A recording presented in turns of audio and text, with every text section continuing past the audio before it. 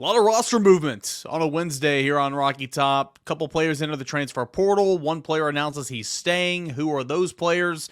And Josh Dobbs getting the start for Tennessee again. The Titans, that is. Looking to clinch the AFC South. A lot of that discussion all here on a Thursday. Locked on Vols.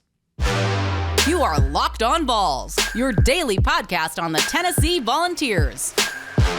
Part of the Locked On Podcast Network, your team every day.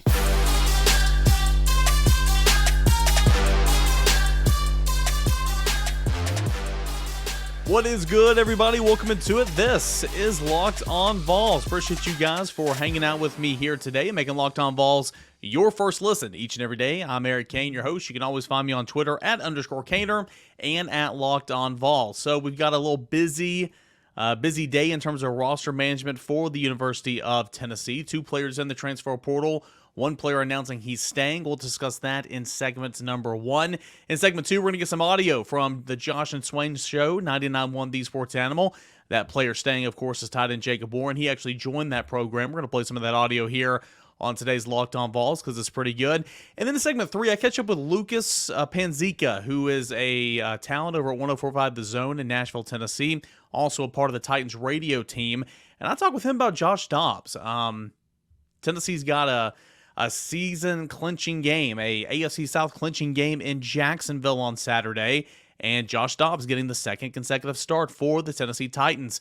Former Vol. It's pretty interesting, that story, if you've been keeping tracks of it. Everybody listening to this podcast, I'm sure, has been keeping track of that. So we're going to talk to Lucas about Josh Dobbs, what he's been doing in Nashville, and how he can give Tennessee the best chance to win against the Jaguars. All that here on a Thursday show. Appreciate you guys for watching and liking this video and subscribing to the YouTube channel, and for always listening wherever you find your podcast. All right, so some movement. Straight from the top, though, one guy is going to stay here at Tennessee, and that is tight end Jacob Warren. I don't think I have to go into much detail to where at least you guys know who listen and watch this show every day, how important the tight end position is for the University of Tennessee. I have continued to preach that, beat that drum about how important it is. Sure, if you look at Jacob Warren's receiving stats, they're not all that great. Prince and France weren't all that great either. For some reason, I say for some reason, just for, the explosiveness on the outside and the wiggle and the speed and the slot of this offense, Tennessee hasn't had to rely on throwing to the tight end an awful lot in this offense. However, that does not mean that they're not critical for Tennessee to go fast, go up tempo, and not substitute, which allows the other team to substitute as well in a tempo offense. These tight ends have to be versatile and have to be able to line up and play different techniques, and it's so critical. And Prince and Fant and Jacob Warren have done that excellently. The last 2 seasons. They've been really, really good in that regard. So Prince and Fant exhausted his eligibility. He can't come back. Jacob Warren technically has his COVID year if he wants to come back, and he did. He made that announcement on Wednesday by saying in a social media post, quote, "My time in Knoxville has been amazing. I love the place. I love the people that I've been on this journey with the past few years. Being a hometown kid, he attended Farragut High School. Playing at this university has always been a dream of mine since I was little, and I'm beyond blessed that I have the opportunity to fulfill that dream. However, I believe I have more to prove in this chapter of my life. With that being said, I will be returning for my final year of eligibility and playing one more season at Tennessee. I appreciate you all for the endless support and look forward to one more ride at Neyland Stadium. Go Vols, glory be to God, hashtag AO1 and hashtag AG2G. Signed, Jacob Warren. That was in a social media post on Wednesday. Again, this is huge, because Tennessee was losing Prince and Fant. We didn't know about Jacob Warren. Miles Campbell, who has been a non-factor, but he's been in the system for 2 years, he entered the transfer portal. Tennessee didn't have, you had Hunter Salmon, but he's not even a scholarship tight end. Tennessee didn't have any tight ends left in the cupboard, right? And there's been this will he, won't he with Jacob Warren this entire season. Felt like he was a slam dunk to return in the early season. Then it was kind of like, well, he's already been here 5 years. And, I had another year to play football, and I chose not to because I thought 4 years was a long time. And it was time to stop being a broke college student, right? And so and I had no NFL aspirations, obviously. So that decision was easy for me. But I hear him, man. I mean, he's already been here 5 years. That's a long time to be here. He got recruited and played for Butch Jones, he got recruited by Butch Jones, or committed to that class of Butch Jones, was actually technically a part of Jeremy Pruitt's first signing class, if you will. And so he's been here a long time. But this is huge for him. Could this springboard him into a potential better look at the NFL? Sure. But this is going to help Tennessee's offensive side of the football tremendously next season. So that was the big news from Wednesday. Jacob Warren announcing that he is staying at the University of Tennessee. Two other players did hit the transfer portal. One from Tuesday, and we didn't really talk about it on the show because, again, there's not really much to say, but it was offensive lineman William Parker entered the transfer portal on Tuesday.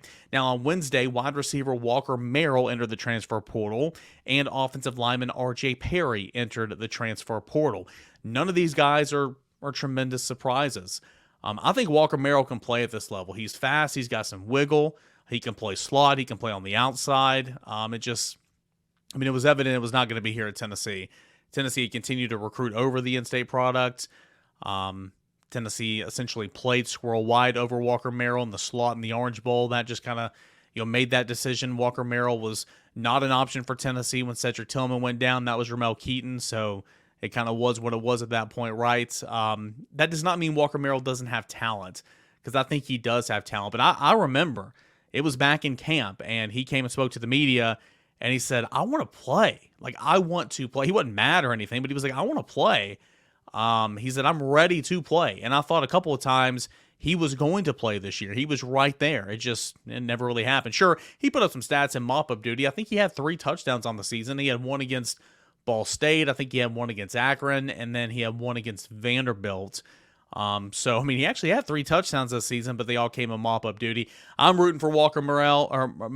I think he can go and do some things somewhere else. I'll be interested to see where he goes. I don't know the situation down there, but you got to think that Walker Merrill could really shine in a place like USF, with Alex Golich. I think that would make a whole lot of sense. So we'll see about Walker Merrill. That was early Wednesday morning, and then offensive lineman R.J. Perry entered the transfer portal. 6'6", 325 pounds. Was kind of a tweener guy. Was playing defensive line and offensive line. Came to Tennessee, played offensive line. He was a part of the class of 2020. He sat out as a redshirt year that year, then appeared in 7 games in 2021. In all, he appeared in 13 games so far throughout his Tennessee career, primarily, kind of on PAT team. Is a 3-star prospect, ranked number 72 among offensive tackles and number 30 in the state of Alabama out of high school. R.J. Perry has entered the transfer portal. So again, no surprises really with R.J. Perry and William Parker, who William Parker was an in-state guy. He's the guy that entered the transfer portal on Tuesday for Tennessee. Will there be some other ones? There's some rumors swirling about some running backs for Tennessee. It'll be interesting to see how all this plays out. The window is closing. I think in about 10 days, the transfer portal window is closing, meaning no one can commit. No one can come from the portal and commit to a school when that window closes. To my understanding, you can always enter the transfer portal. You can enter the transfer portal now or in 2 months or in 2 weeks or whatever, but you can't elect to go somewhere unless it's in that window. And there'll be another window after spring practice. So we'll see if there's going to be any more movement for Tennessee. Wouldn't shock me at all if there is. We'll just have to kind of wait and see what's going to happen there. But Walker Merrill, R.J. Perry, and William Parker, 2 offensive linemen and 1 wide receiver, have entered the transfer portal. Jacob Warren, tight end, has elected to come back for a 6th season on Rocky Top. And then, of course, those other guys that enter the transfer portal, they are joined by tight end Miles Campbell, running back Lenny Whitehead, running back Justin Williams-Thomas, who committed to Stanford. Let's see here. Defensive lineman Jordan Phillips, who committed to Maryland, wide receiver Jimmy Callaway, who committed to Louisville, wide receiver Jimmy Holiday. In all, Tennessee has had 9 players enter the transfer portal, and they have brought in 3 players from the transfer portal. If you remember, linebacker Keenan Peely from BYU, offensive tackle, which likely to play guard here, likely to take over for Jerome Carvin, Andre Carrick from Texas, and tight end McAllen Castles of UC Davis, and kicker Charles Campbell of Indiana. So I can't believe I didn't mention that. Now with Jacob Warren coming back, you've got Jacob Warren, you've got McAllen Castles, who's just a one-year guy. Jacob Warren is just a one-year guy. Tennessee needs to, and of course Ethan Davis is coming in. Ethan Davis needs to be a player for Tennessee because the Vols are going to be in the same situation next year. I think Tennessee should still go and get another tight end if it makes sense, but it's got to be a multi-year guy because until they have a couple of guys come in and develop, Tennessee's going to be in the same situation at tight end and trying to go to the portal for a short-term fix. But that's what the tight end room looks like right now with Jacob Warren electing to come back to the University of Tennessee. All right, so what about Jacob Warren? What went into that decision? He joined the Josh and Swain show on 99.1 The Sports Animal, and that was on Wednesday. And we're going to play part of that interview right here on Locked On Vols. That's coming up next right here on the show. But first, BetOnline. It is your number one source for all your sports betting information, news, analysis, all that type of stuff. You can get it, as always, at BetOnline. Our friends over there. Latest odds and trends for every professional and amateur league out there, from pro football to college bowl season to basketball, the World Cup last month. They've got it all at betonline.net. If you love sports podcasts as well, like the one you're listening, you can find some more at betonline.net. But I will say, it better be after this one. I'm just going to, that's the groundwork right there. The fastest and easiest way for all your betting information, that's at betonline.net. Head on over to the website today. Learn about all the latest trends and all the action. BetOnline, it is where the game starts. Welcome back into your Thursday Locked On Vols. I'm Eric Kane. So glad that you guys have elected to begin your day with me or listening, whenever you have time throughout Thursday. Maybe it's Friday. I don't know. It's a beautiful thing about a podcast. You can listen and watch anytime you like. It's all up there. It's not going anywhere. But I do appreciate you guys for making Locked On Vols a priority and supporting the show. All right, so I mentioned it in the previous segment. Jacob Warren, Tennessee tight end, announced he is coming back. He has unfinished business here on Rocky Top. He is coming back to be a part of the Tennessee football team for next year. He joined Josh and Swain on 99.1 The Sports Animal. I cut up part of that interview. I'm going to play it right here on Locked On Vols. That was pretty good. Here's Jason Swain's conversation with Tennessee tight end Jacob Warren. So when did you know that you were 100% coming back, and what led you to that decision to come back? 100% knew not too long ago, but kind of had to, maybe, bend the truth a little bit for a little while there, just trying to not let it get out, you know what I mean? Just kind of telling people, being honest with people, I'm just trying to make the best decision for myself, and, felt pretty confident about the decision for the past couple of weeks now, so. Was it something that you really had to kind of put aside to try to focus on the bowl game? I know winning the bowl game was so important for the seniors, and obviously you had an opportunity to be a senior and this be your last game. But I know for a lot of guys, you really wanted to focus on the bowl game. Was that something that you just tried to put aside and wait till after the game to really focus on? Yeah, for sure. I think that there can be a lot of distractions to the bowl season, and that was just something that I kind of wanted to, handle afterwards, or at least, come out and say afterwards, just so that all the focus would be on winning that game. And luckily, we were able to prepare and be able to go out there and win the game. And so then it was time to kind of direct my focus towards me personally and what I wanted to do and where I wanted to be. And so now we're here. Did Alex Golish, your former tight end coach, offense coordinator, who now is the head coach at South Florida, him leaving, did that have an impact on your decision during any point of the process of you deciding whether to leave or whether to come back? No, I don't think him being here or not being here, I guess, impacts it. I think obviously I would like for him, to be here. He's, someone I've looked up to for, the past 2 years or so since they've been here, and someone that I, look forward to, continuing this journey with. And obviously them being gone, I think, is upsetting, but I think that, we'll obviously get the right guy in here, and what we have going on here is still the same thing. We're still going to have a good team, still going to have a good offense. There's still a lot of people, pretty much everyone on the staff that I trust, right? And so I'm just excited to get back in and get to work with, whoever the new guy is going to be taking care of tight ends. I'm sure we'll get along, and it'll be just fine. Jacob Warren, Tennessee tight end, here with us on Josh and Swain. You being from Knoxville, proud alum of Farragut High School, how important is it for you playing at the University of Tennessee, being from Knoxville, being a state champion from Knoxville? How important is it for you playing at the University of Tennessee, being from this area? Yeah, man, it means a lot. It means a lot just because, there's so many people in this area that support me for multiple reasons, right? It's not just because I'm the Tennessee guy, or I play tight end at Tennessee. There's a lot of people that know me from church or from youth group or from high school, right? Just being in the area, just the way I interact with local businesses and stuff. So I have a lot of support in this area, and I think it's more than just me playing at Tennessee. I think it stems from, just trying to treat people the right way, and just kind of growing up around here, people kind of knowing my family and knowing the name. And so it's been really great being here and just experiencing, this university and the people that support me. Jacob, what stood out to you winning the Orange Bowl, beating Clemson? What stood out to you in the post-game celebration? I'm pretty sure a lot of you guys didn't go to sleep until the next morning, or didn't go to sleep at all. But what stood out? What moment will you remember for the rest of your life? Man, I think just that whole game experience in the first place. Obviously, this team, Tennessee hasn't played in a game.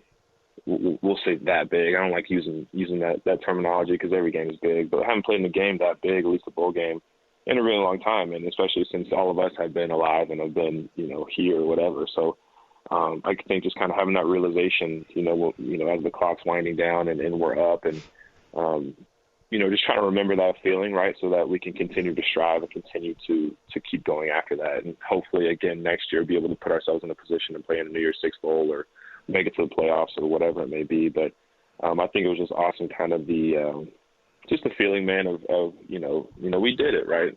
Obviously it's not a national championship, which is awesome, but the fact that we won 11 games and did a lot of things that people didn't think we could, kind of came to the realization of that, as we're sitting there holding the oranges, I'm peeling the orange on the field, and just throwing oranges around, whatever it may be. It was just an awesome experience overall.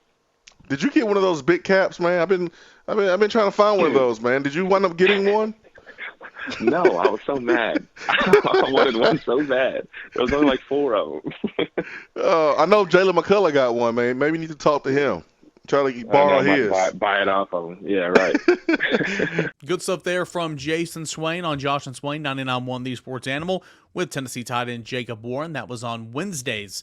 Josh and Swain show. Go ahead and check out their show each and every week, each and every day, noon to 3 on The Sports Animal. And, of course, Josh Ward coming on Locked On Vols each and every Wednesday for Ward Wednesday. Hey, when we come back, let's talk a little Josh Dobbs, little VFL in the NFL, little Tennessee Titans starting quarterback, former Tennessee Volunteer Josh Dobbs. I catch up with Luke Panzica of 104.5 The Zone in Nashville and Titans Radio to kind of get the feel of what Titans fans in Nashville are thinking and feeling about Josh Dobbs. That's coming up here to end our Thursday show on the other side. But hey, are you looking for a delicious treat but don't want all the fat and the calories? Then you've got to try a Built Bar. Just got through the holidays. I know that some of these goals is to eat a little bit healthier this year. If you're like me and you want to eat healthier but don't really want to compromise the taste, man, I've got just the thing for you. You got to try Built. With Built, healthy is actually tasty. Seriously, they're so delicious, you won't think that they're good for you. Perfect for your New Year's resolution. What makes Built Bars so good? Well, for starters, they're covered in 100% chocolate. Real chocolate, that's right. And then they come with unbelievable flavors like churro, peanut butter brownie, coconuts, and almond. I'm not sure how Built Bar does it, but these bars taste like a candy bar while maintaining these amazing macros. What's even better is they're healthy for you. Only 130 calories, 4 grams of sugar, a whopping 17 grams of protein in these things. And now you don't need to wait around to get a box for New Year's. For years we've been talking about ordering your Built Bars at Built.com. Now you can get them at your local Walmart or Sam's Club. That's right. Head on over to your nearest Walmart today, walk to the pharmacy section, and grab yourself a box of Built Bars. You can pick up a 4-bar box of cookies and cream, double chocolate or coconut puffs. If you're close to Sam's Club, run in there, grab a 13-bar box with all the flavors, brownie, batter, and churro. You can thank me later. That's at Built.com or at your local Walmart or Sam's Club.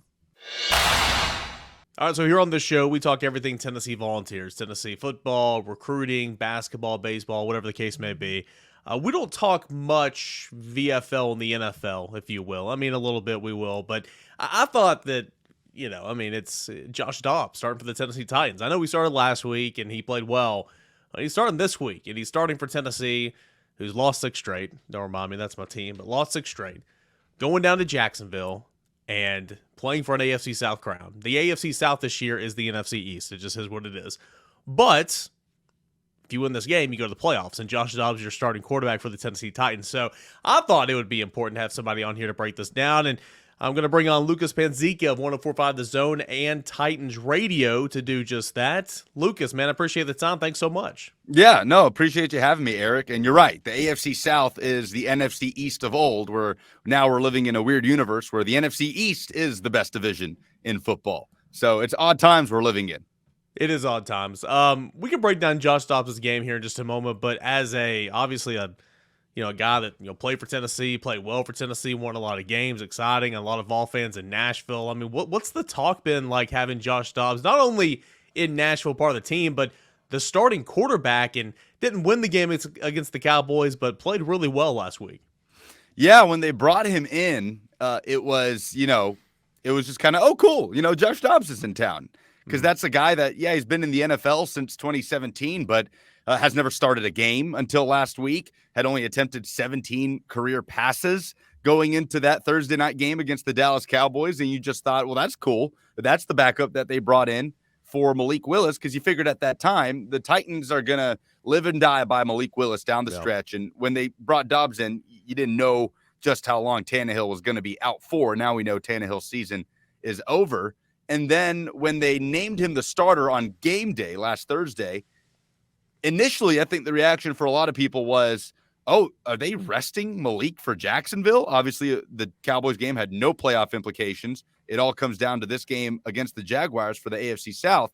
And then you come to realize, no, they believe Joshua Dobbs gives them the better chance to win.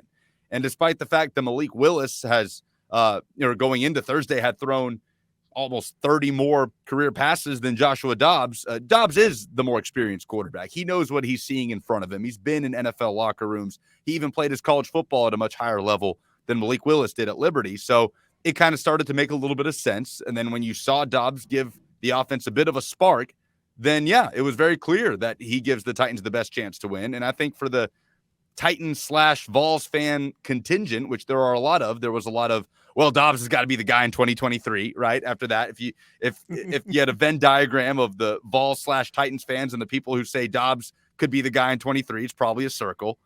But for me, like sitting up there in the Titans radio booth before the Titans kicked off to the Cowboys, and so before their first offensive series, and the offense came out before that, I was sitting there like thinking, like, I can't believe Joshua Dobbs is about to start a game for the Tennessee Titans. It's just crazy. And now he's got an opportunity to win the AFC South and host a playoff game as the starting quarterback, the first former Tennessee player ever to be a starting quarterback for the Tennessee Titans. Yeah, that's wild. And first of all, those Vol fans, those Titans fans, I mean, there's some long weekends in there. I can say that. No doubt. I'm big time Titans fan, and I am, again, maybe I'm a hater. I do not like Malik Willis. There was fear for me that Tennessee was going to draft him in the first round last year. Thank God that didn't happen. I got him in the third round. We'll see. He's got a long career, but I'm hating. I'm not a Malik Willis fan. Having said all that, Josh Dobbs, why does he give Tennessee the best chance to win right now compared to Malik Willis? I think it's fairly obvious if you watch those two play football this year, but despite not playing an awful lot, despite only attempting 17 career passes before last week, is it just the fact that he's been around the league and he's been in a locker room and he's been practicing for 6 years? I mean, why does Josh Dobbs give Tennessee the better chance to win? I think it's as simple as he can just process what's happening in front of him at a much more efficient rate than Malik Willis can. And I don't know that Joshua Dobbs is going to be the starting quarterback long-term for any team in the NFL. I think he got himself a job, whether it's here in Nashville or elsewhere, with his performance on Thursday night. I mean, he's been getting himself jobs all these years without playing many regular season snaps at all. He hadn't taken a regular season snap since 2020 before that Thursday night game, and always was just finding landing spots with the Lions and the Browns. I mean, this is his third team of 2022. But I really think it's as simple as that. He can just process what's happening in front of him. He can take what the defense is giving him. And, there were some accuracy issues there on the interception he had. There were a couple of different ways he could have gone where I think he just made a bad decision trying to kind of go for it a little bit down the sideline and throwing a bad ball where he could have run it for a first down. He could have checked it down for a first down. And Titans are trailing at that point. So whatever, I get it. But I really think it's that simple. Malik Willis it just cannot keep up with the speed of the game right now. And he was always going to be a project. He's going to be a project going into training camp next year. He's got all the talent, but it is just that. Dobbs is just processing what's happening in front of him. He knows what he is seeing, and that is baseline what the Titans have not had when Malik Willis has been the starter. Kind of on that note, I mean, we all know how smart Josh Dobbs is and how many times his Tennessee major was mentioned the other night on the broadcast and all that. But for him to learn this offense, I think correct me if I'm wrong here, I think prior to his start, he was with the team for 8 days. Yes. 8 days. And for him to get that entire offense down, or at least most of it, and go out there and operate and give Tennessee a chance to win, and quite frankly, give that offense a pulse that I hadn't seen in quite some time. How impressed were you with what he did the other night? 20, 39, 232, a touchdown, an interception. He had he had 12 rushing yards. Should have had about 25. Got a holding call that negated about 13 of those. So yeah. How impressed were you with Josh Dobbs? Really impressed, given the circumstances. Like you said, 8 days he was in Nashville, and he learned he was the starter less than a week. It's not like he came in to be the starter. He came in to be the backup to Malik, and then they fall to the Houston Texans. And Dobbs said to the media after the Cowboys game, when they asked him, when did you know you were starting this game? He basically said on Christmas Eve. The Titans called him back to the facility as he was leaving the stadium. And so he learned on Christmas Eve, which was a Saturday. Cowboys game was a Thursday. So he had about 5 days with the mindset of, I am starting against the Dallas Cowboys. We didn't know until game day, but he knew 5 days in advance. So considering the circumstances and who the Titans were missing, the ragtag group in front of him, that is the Titans offensive line right now, the fact that Derrick Henry was held out of this game to kind of preserve him for the Jags game, and they trusted him. They had no choice to, but Dobbs threw the ball 39 times in that game. The Titans have not thrown the football 39 times in any game this season until that point. And that has a lot to do with Derrick Henry not being available and just the inability to run the football, especially in the first half, and trailing and all of those things. But I do think it speaks to the trust that they had in him right off the bat to be able to make the right decisions, because there is no way they would let Malik Willis throw the football 39 times in a game, regardless of circumstances. So this will be interesting going into the Jacksonville game, because it's the first time he has a full week of preparation as the starter, because obviously Cowboys game was on a short week. And not only that, it's the first time that a team will have film to game plan on Joshua Dobbs. The Cowboys had no idea Dobbs was going to be the starter. I mean, again, it came out hours before kickoff. So it'll be interesting to see how the Jags approach him on Saturday in Jacksonville. All right, Lucas, last thing. Who will be there to help Josh Dobbs? Will he have any help that more so than he had last Thursday night? And what's the matchup look like? Dobbs and Jacksonville's defense. I mean, Jacksonville, give them credit. They've turned around, had a pretty decent season. I think they got a good coach down there. What should Josh Dobbs be in store for with that defense down in Jacksonville? Well, the Jags, you're right. They're red hot. A lot of that is due to the offense. Defense has had some nice performances when it comes to forcing turnovers. That was the difference in the first matchup between Titans and Jags. I mean, Derrick Henry ran the ball for 96 yards in the first quarter of that game. Didn't he have a late fumble that was really bad? Yeah. So he's fumbled, and that's been an issue for Henry in the last few games, which had never been an issue in his career previously. But Henry, in that first Jags game, ran for 96 yards, something he's never done in the first quarter in his career.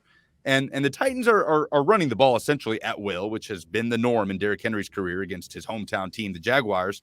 But the turning point in that game came when the Titans have the football, they're driving, and Derrick Henry fumbles. The Jags get the ball near the end of the second quarter. They drive and score. It's halftime. Jags get the ball to start the third quarter. They drive and score. And next thing you know, before Derrick Henry gets the chance to touch the football again, Titans are down 2 scores midway through the third quarter. And you got to get away from the run game a bit.